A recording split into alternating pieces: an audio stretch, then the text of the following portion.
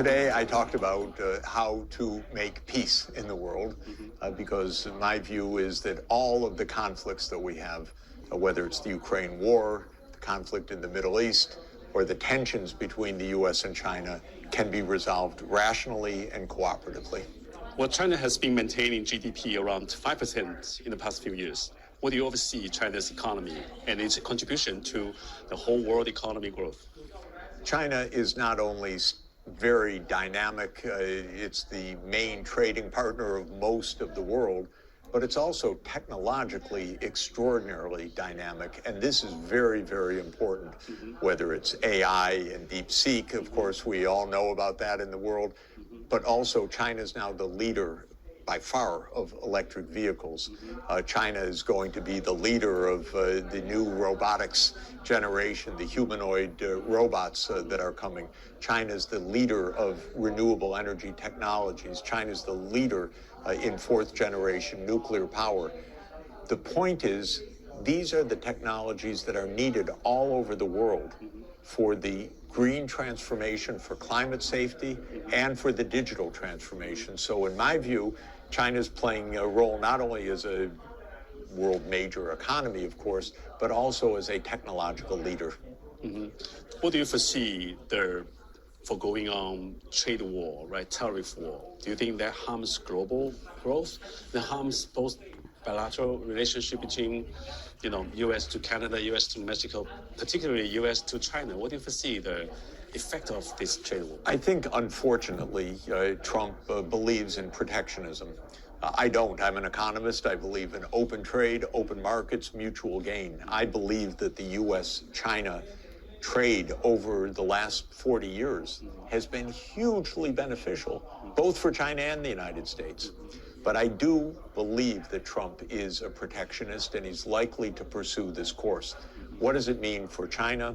It means that the rest of the world, China and the rest of the world, should say, okay, if the U.S. wants to be protectionist and isolate itself, that's one thing, but we are going to continue our open trade policy. So I'm hoping that China and, of course, the other countries of the BRICS, and I'm hoping the European Union, very important, and I know that the emerging markets and developing countries of the world all want to say, if the U.S. is protectionist, it doesn't stop the rest of us from still having an open, dynamic trade and finance relationship. That's how this should be approached. Of course, I'm trying to talk the U.S. out of protectionism because I don't think it's good for the U.S. But for China, rather than anguishing or saying, well, now we have to just boost consumption or something else, China can also expand exports to other regions of the world and also expand investments in other regions of the world for Chinese technologies to be producing in ASEAN or to be producing in companies in Africa, in Europe, I hope, and so on.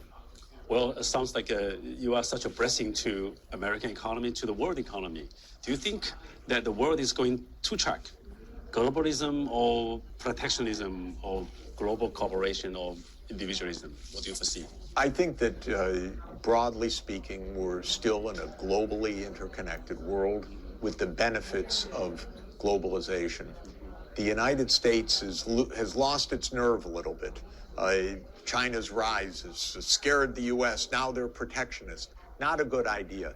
I hope that the United States returns to normal openness with more confidence and yes, go out and compete, make business, but don't be protectionist. This is what I'm hoping.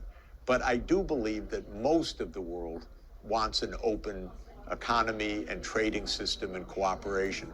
I should add that I'm a very big fan of the Belt and Road Initiative, because the Belt and Road Initiative brings technology, trade, jobs, finance all together to expand the world economy.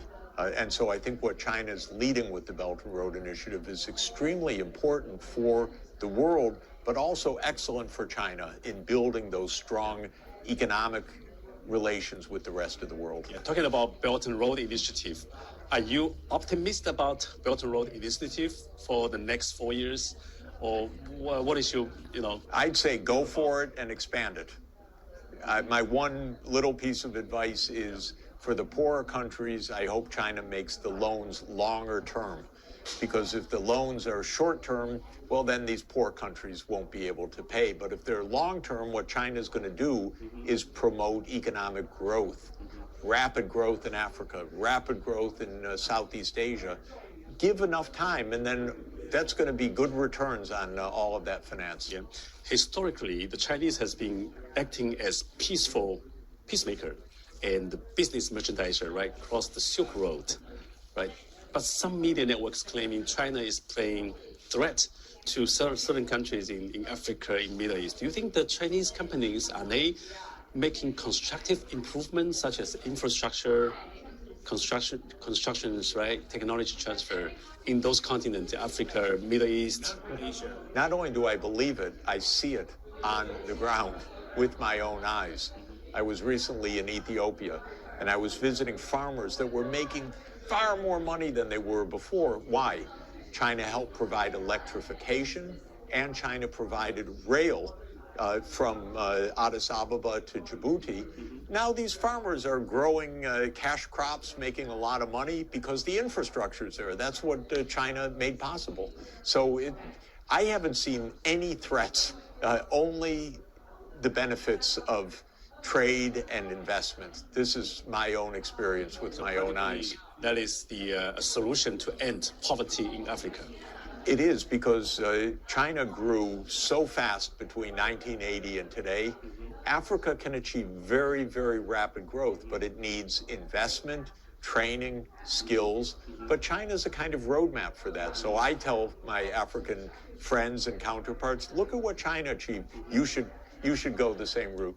Professor Sachs, you are a renowned economist. You are so famous in economy policies. What do you want to suggest Chinese leaders? What do they need to do to continue to make economy better, to contribute to global economy? China is making wonderful initiatives, seeing itself not only as a very dynamic, successful economy, but also as helping the whole world to achieve this. The Global Development Initiative, the Global Civilizations Initiative, the Belt and Road Initiative. So I encourage China to continue to play that role, inspiring the whole world, partnering with the world, trading with the world, investing in the world, and keeping this very distinctive, high innovation economy, and helping to lead also the ecological transformation that the whole world needs, because China's building the technologies for the ecological transformation as well. Very important. Well, last two questions, since you mentioned about Chinese economy, but there are millions of Chinese entrepreneur, manufacturer, owner, right? What do you want to tell them? Suggest them what do they need to do to adapt their business, right? Because if the tariff war goes on, right, a lot of factories, they might have to shift their businesses here and there, or they might have to close down or bankrupt. Well, I think the main point is look not only for the U.S. market, but China is at the cutting edge of so many technologies, also is so cost efficient, so competitive. There's markets in Africa, there's markets in ASEAN, there's markets in Central Asia, all over the world. So don't, if you're being hit by the U.S., okay, change to another direction. Well, since you mentioned, I really enjoy your comments about Asian Southeast Asian economic zone. Well, I want to ask you, what is their role in the next 5-10 years? How important are they? Are they more important than ever between the U.S. and China, the Pacific region? The ASEAN countries, the 10 countries of Southeast Asia, are 700 million people and a very dynamic economy.